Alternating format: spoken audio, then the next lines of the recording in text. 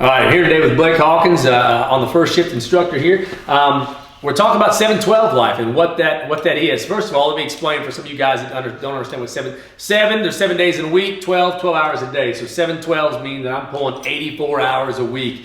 We always joke about, hey, 40 hours a week. I remember my first part-time job. In the welding world, Blake, you pulled a lot of 84-hour weeks, all right?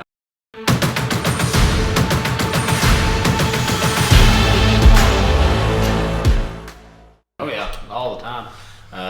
Pretty much ever since I got out, and that's what I really wanted was the 7-12s, because if you're going to be away from home, you might as well be making the dough. Right, yeah. Right. So again, yeah, you're hitting all these towns wherever you're at, and you've been across the U.S. But why be there to hang out? Why be there to work 8 hours? As a matter of fact, you might turn down. There might be some hot jobs paying $36-40 an hour. But the second question you're asking is how many hours a week? Because it doesn't matter if they're paying 40, if they're only giving you 40 hours. Yeah. You'd much rather hit a job that's paying $30 an hour on 84-hour paychecks, because those 44 hours above the 40 is all time and a half. Yeah.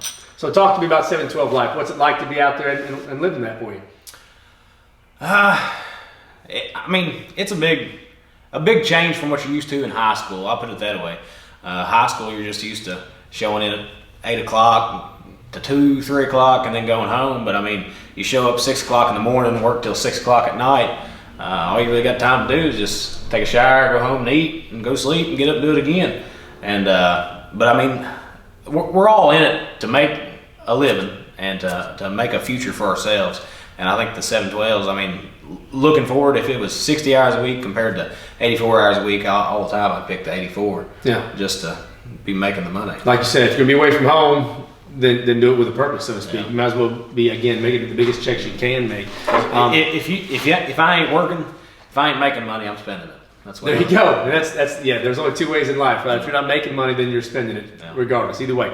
So with those 84-hour weeks, bring that back home to KWI. Students at KWI, of course, are sold or given 40-hour work weeks that they can, that's 24 weeks, 960 hours. But we actually offer them additional time if they want.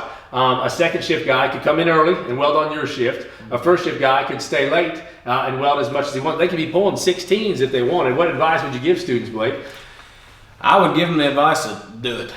If it's there, if the availability is there on that shift, go ahead and no doubt do it. Pull 12-hour days, even a few 16. If it's Friday, pull a 16, no matter what. Because you're only going to benefit yourself in the long run. That's the best way to train, I guess. I feel sorry for some of these cats that come and they only give us 8 hours a day. That's what they were given. That's the agreement, I guess. So I'm cool with that, so to speak. But you would be fighting an uphill battle if you just pulled 6 months of 40-hour work weeks, 5/8, and your first job was 2 or 3 months of 7-12s. That would be a whirlwind of change. So I would recommend challenging yourself as a student of KWI and pulling some extra extended hours just to see where your grit is, see where you lie there. Yeah.